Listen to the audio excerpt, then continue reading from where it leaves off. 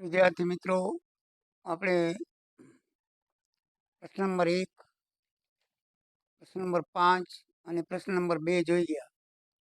પહેલા બે વિડીયોમાં એની ચર્ચા કરેલી છે. પહેલા વિડીયોમાં પ્રશ્ન નંબર 1 અને પ્રશ્ન નંબર 5, બીજા વિડીયોમાં પ્રશ્ન નંબર 2 અને આ ત્રીજા વિડીયોની અંદર આપણે પ્રશ્ન નંબર 4ની ચર્ચા કરશું. પ્રશ્ન નંબર 4ની અંદર બે દાખલાઓ છે. પહેલો દાખલો છે પ્રશ્ન નંબર 4 અંદર યુનિટ 5 ચેપ્ટર નંબર 5 માંથી લીધેલો છે. શેરનું એકત્રીકરણ અને વિભાજન એ પ્રકરણમાંથી આપણે કંપની શેર મૂડીને પોતાને અદલા બદલી કરે, મીન્સ કે શેર મૂડી બદલાવે એની આમ નોંધ છે. નવી શેર મૂડી બહાર પાડે એની આમ નોંધો છે. તો એની આમ નોંધ તમારી આ રીતે થાય. પહેલો છે, એક કંપની સત્તાવાર મૂડી ₹100નો એક એવા 7,000 શેરમાં વેચેલી હતી, તેમાં વધારો કરીને 8 લાખની કરે છે. તો સત્તાવાર મૂડીમાં કંપની વધારો કરે કે ઘટાડો કરે તેની આમ નોંધ થતી નથી. કંપનીના ચોપડામાં આવી કોઈ જોગવાઈ નથી, માટે પહેલીની આમ નોંધ થશે નહીં. આ દાખલો તમારે દાખલા નંબર 8ની અંદર આપેલો છે. આ રીત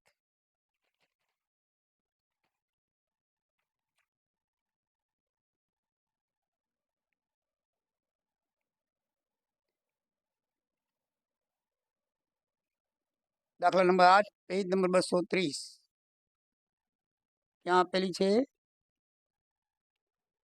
દાખલા નંબર 8, પેજ 230 ઉપર આ આમ નોંધ આપેલી છે, તો તમે જોઈ લેશો. બરાબર છે. પછી આમ નોંધ નંબર 2. આમનો નંબર 2 છે,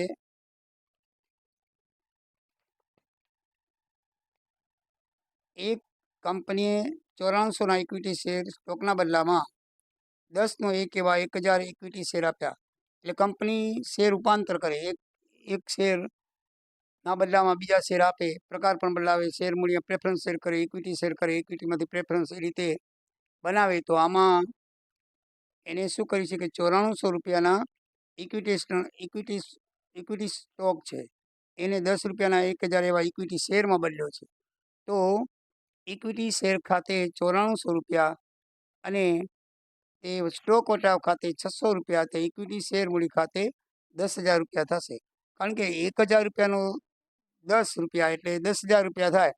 એને શેર મૂડીમાં તો ₹9400 ઉધાર કર્યા છે, તો બાકીના 10,000માંથી 9400 બાદ કરી એટલે ₹600 વટાવ ખાતે આવે. ₹600 શું આવે? વટાવ ખાતે આવે. પછી ત્રીજી છે,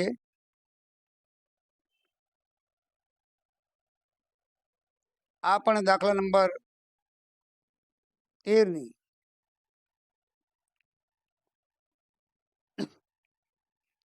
દાખલા નંબર 13 એમાં આપેલી છે, તમને જોઈ લો.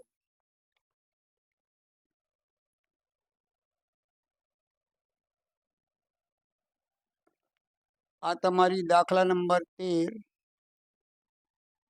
એનો પહેલી એન્ટ્રી, દાખલા નંબર 1ની 13, પેજ નંબર 232,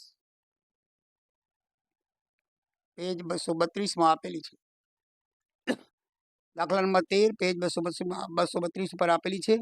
આમ નોંધ છે, એને ઇક્વિટી સ્ટોકને ઇક્વિટી શેર મૂડીમાં બદલાવ્યો છે. આમનો નંબર 3, ઇક્વિટી શેર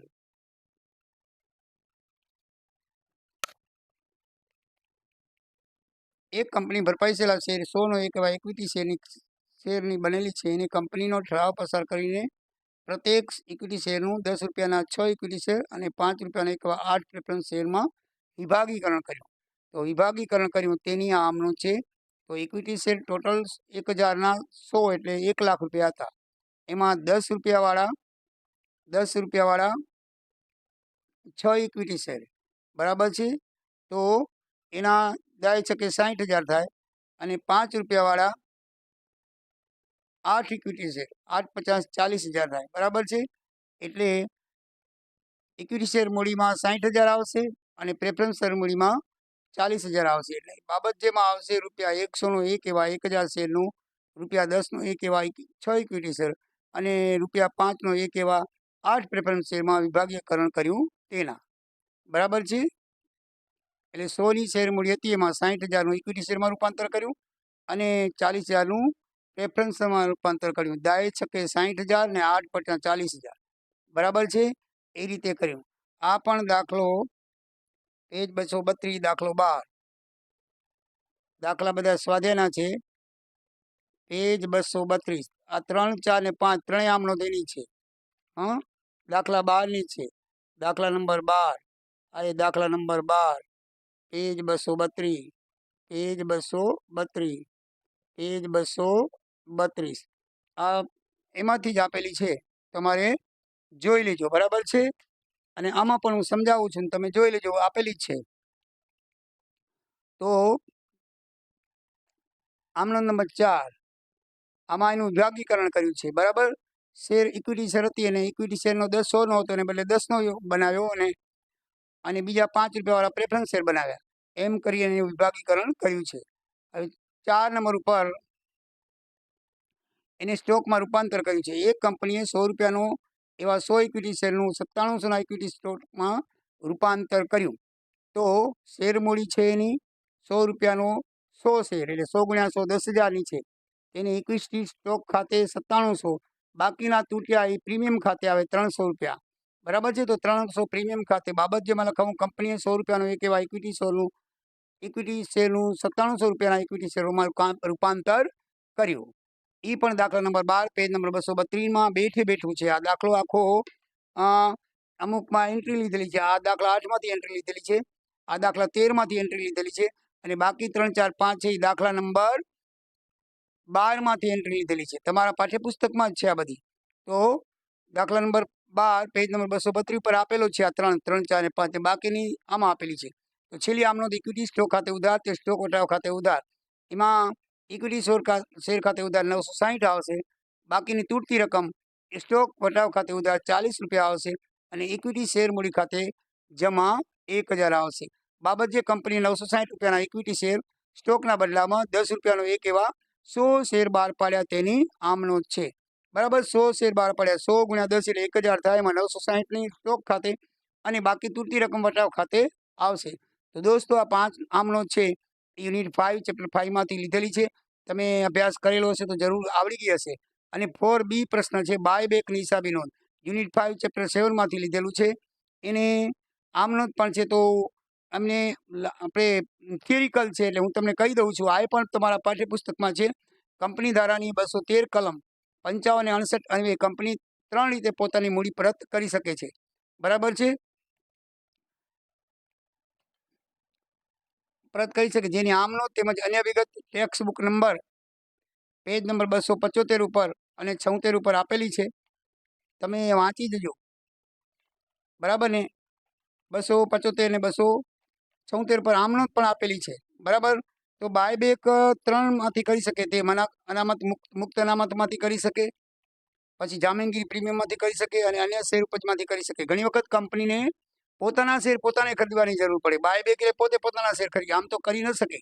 પણ કંપની ધારાની કલમ 13, 55 મુજબ એ અને 68 મુજબ એને જોગવાઈ છે કે પોતાના અમુક સંજોગોમાં આધીન રહી અને કંપની પોતાના શેર બેક કરી શકે છે અને પોતાની મૂડી ઘટાડી શકે છે. તો એમાં પોતાની મૂડી કેવી રીતે ઘટાડી શકે અને એ શેમાંથી શેર લઈ શકે પોતાના? તો મુક્ત અનામતમાંથી લઈ શકે, જામીનગીરી પ્રીમિયમ ખાતામાંથી લઈ શકે અને અન્ય શેરની ઉપજ હોય તો એમાંથી લઈ શકે. તો એની આમનોંધ કઈ રીતે થાય? તો 3 આમનોંધ થાય એની. ઇક્વિટી શેર મૂડી ખાતે ઉધાર એ બેંક ખાતે.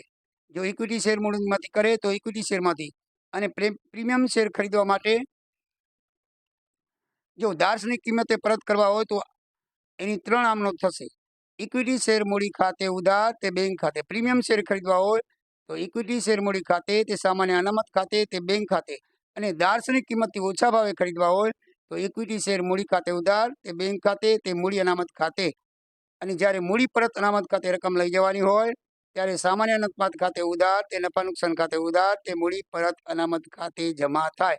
આ ત્રણે ત્રણ રીત છે તમારા પાના નંબર 277 ઉપર ટેક્સ બુકના ઉપર આપેલી છે. તો મિત્રો તમે એમાં જોઈ લેજો, બરાબર છે.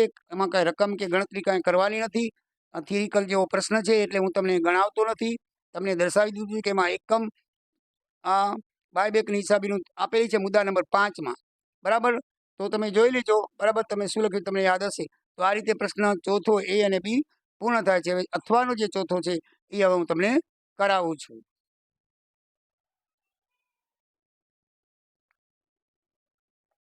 વિદ્યાર્થી મિત્રો, હવે આપણે અથવાનો દાખલા નંબર 4 જોઈએ તો તે તમારા સ્વાધ્યાયનો 13મો દાખલો છે. પેજ નંબર 260 ઉપર આપેલો છે.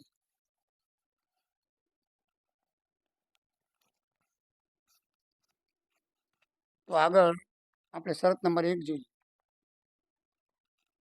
શરત નંબર 1 ની અંદર છે કે 10% કરમુક્ત રોકડ ડિવિડન્ડ આપો.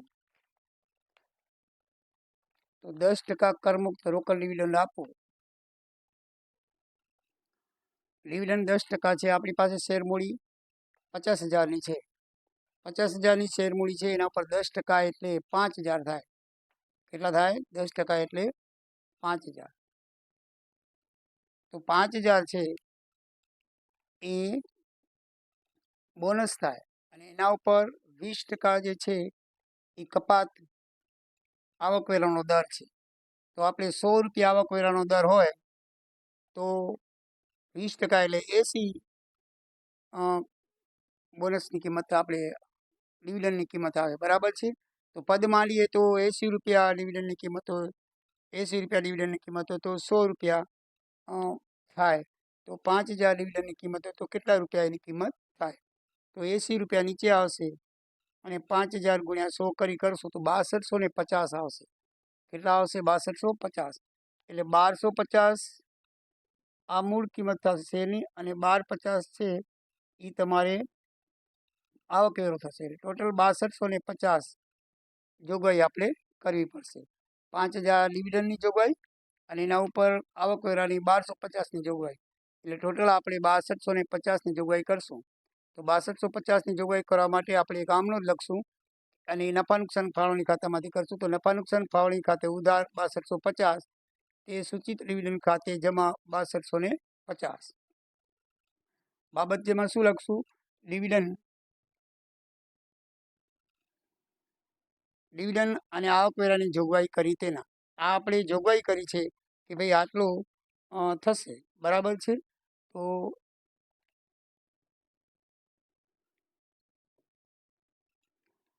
5,000 શેરના 10% લેખે 50,000 શેર મૂડી, 5,000 10 શેર લેખે 5,000 રૂપિયા આપણે 10% લેખે ડિવિડન્ડ સૂચિત કર્યું છે. તો 50,000ના 10% એટલે 5,000 અને એના ઉપર 20% આવકવેરો કપાત છે. તો પદમાં લઈએ તો 100 રૂપિયા જો આપણું મૂળ કિંમત હોય ડિબેન્ચર 20% એટલે 80 રૂપિયા થાય.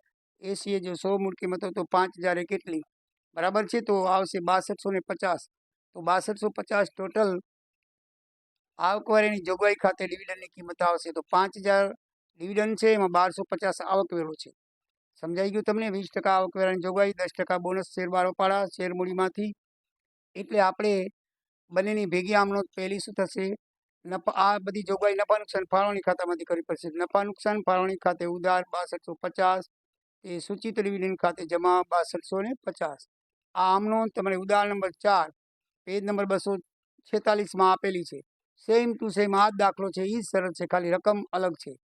તો એ પ્રમાણે પણ તમે જોઈ શકશો. આમનો તમારે જોવી હોય તો રકમ બરાબર આપણા દાખલા લેવાની, બાકી બધું એનું જ આવશે. તો એની આમનોંધ આપણે કરી નફા નુકસાન ફાળવણીમાં ખાતેમાંથી. હવે એ શું કરશે? બોર્ડ ઓફ ડિરેક્ટરે મંજૂર કરશે. આ જોગવાઈ કરી કે ભાઈ બોનસ આટલું આપો છે તો એની મિટિંગમાં મંજૂર થાય. મંજૂર થાય એટલે બીજી આમનોંધ કરવી પડે.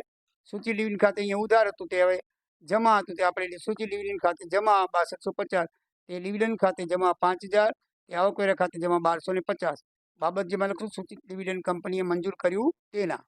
બરાબર. હવે આપણે ડિવિડન્ડ ચૂકવી દઈએ તો આપણે શું કરશું? ડિવિડન્ડ ખાતે ઉધાર 5,000, આવકવેરા ખાતે ઉધાર 1250, તે બેંક ખાતે 6250. એટલે આ ડિવિડન્ડની 3 આમનોંધ થઈ, શેરની 3 આમનોંધ થશે અને ડિબેન્ચરની 3 આમનોંધ થશે.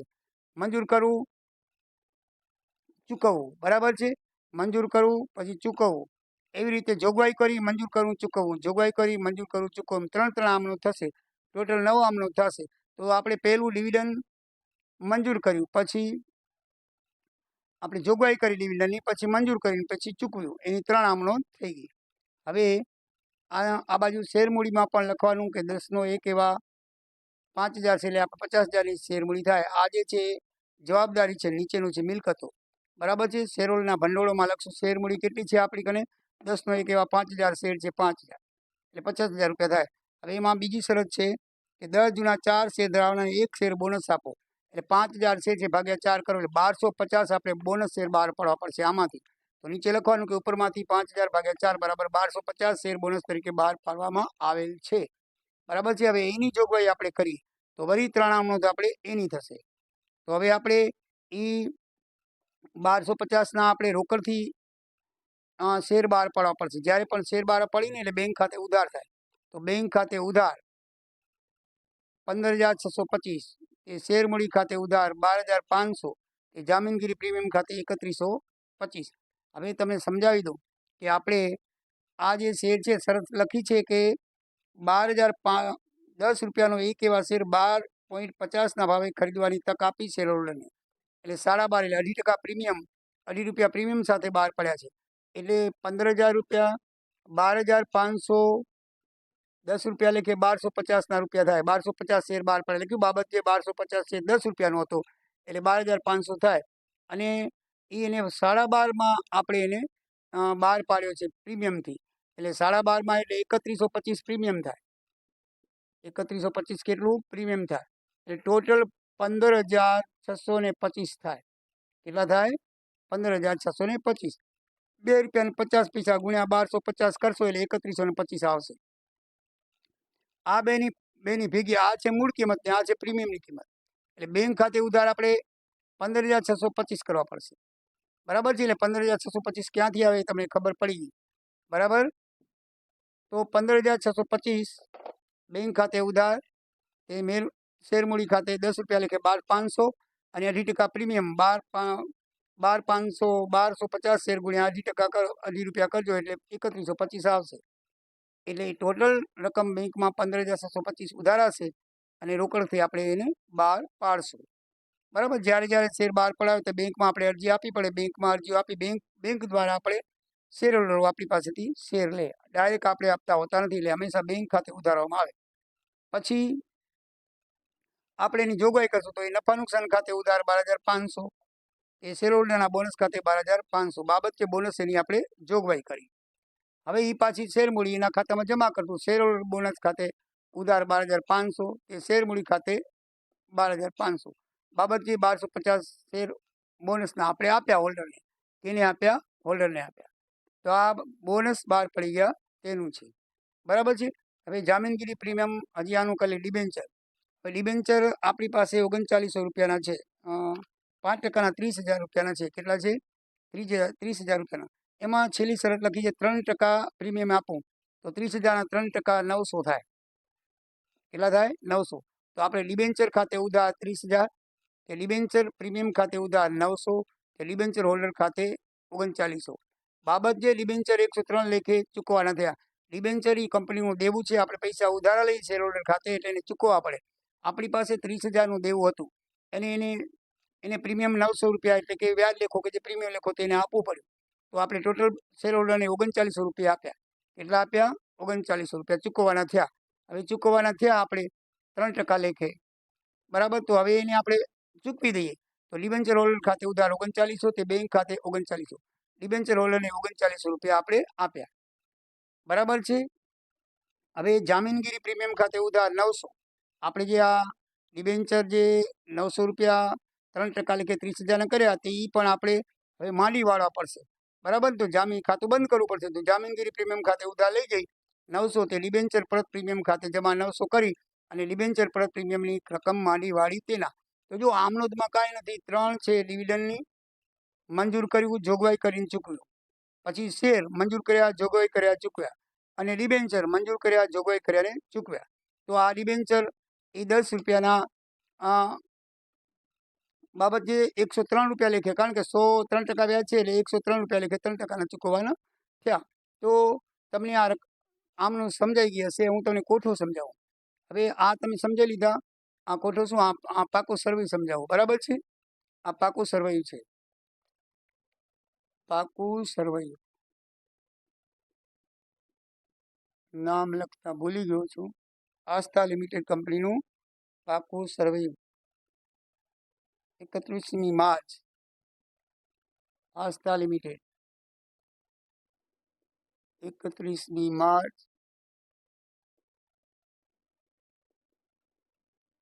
2024 આસ્થા લિમિટેડનું પાકું સરવૈયું આ એનું નામ છે. તો પાકા શેર આમ પહેલાં શેર મૂડી આવી ગઈ 50,000. તમને ખબર પડી ગઈ કઈ રીતે આવી. 5,000ના શેર ગુણ્યા 10. હવે આ જામીનગીરી પ્રીમિયમ કઈ રીતે આવ્યું? જામીનગીરી પ્રીમિયમ છે 12,500ના આપણે શેર બહાર પાડ્યા. કેટલા શેર બહાર પાડ્યા? 12,500. એમાંથી બે જામીનગીરી પ્રીમિયમ છે. એક આ 3125 અને એક આ 900. 3125 એ શેરનું અને 900 ડિબેન્ચરનું છે. તો બેનો સરવાળો કરશું તો 4,050 થશે. એ 4,050 12,500માંથી બાદ કરશો એટલે 8,475. તો તમારા 8,475 જામીનગીરી પ્રીમિયમ તરીકે અહીંયા રહેશે. કઈ રીતે આવ્યા તમને ખબર પડી ને? 12,500માંથી 12,500 શેના છે? શેરના છે. શેના છે? શેરના. 1250 ગુણ્યા 10 એમાંથી 3125 જામીનગીરી પ્રીમિયમ એક શેરનું ને 900 રૂપિયા ડિબેન્ચરનું બાદ કરો એટલે 8,475 રૂપિયા જામીનગીરી પ્રીમિયમ ખાતે આવશે. નફા નુકસાન ખાતું 3500 આપેલું છે અને બાકી લેણદારો એ પણ આપેલા છે. એમાં કોઈ ફેરફાર થશે નહીં. બરાબર છે? તો એનું ટોટલ તમે મારશો તો 1,08,475 થશે. જ્યારે મિલકતની અંદર બિનચાલુ મિલકતો, એમાં કાયમી મિલકતો જે છે એ જ આપેલી છે, એ જ લખવાની છે.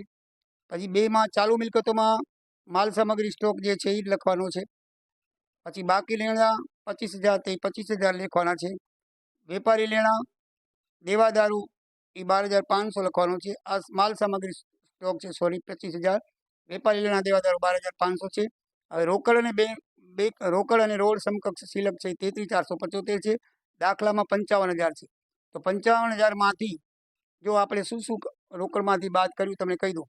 5,000 ડિવિડન્ડ બહાર પડ્યા. 5,000 ડિવિડન્ડના. પછી 12,500 શેરના બહાર પડ્યા અને 4,050 એ આપણે પ્રીમિયમના ચૂકવ્યા. તો ટોટલ આપણે કેટલા ચૂકવ્યા? 21,525. કેટલા ચૂકવ્યા? 21,525 રૂપિયા ચૂકવ્યા. 5,000ના ડિબેન્ચર ચૂકવ્યા. 12,500ના શેર બહાર પાડ્યા. 4,050નું એક પ્રીમિયમ જામીનગીરી પ્રીમિયમ 31,25 900 એટલે 4,050 એ બહાર પાડ્યું. એટલે આપણી પાસેથી કેસ 21,525 ઓછી થઈ. તો 55,000માંથી 21,525 કરો એટલે 33,475 કેસ આવશે. હવે તમે મિલકતનું ટોટલ મારશો તો પણ 108,475 તમારી આવશે.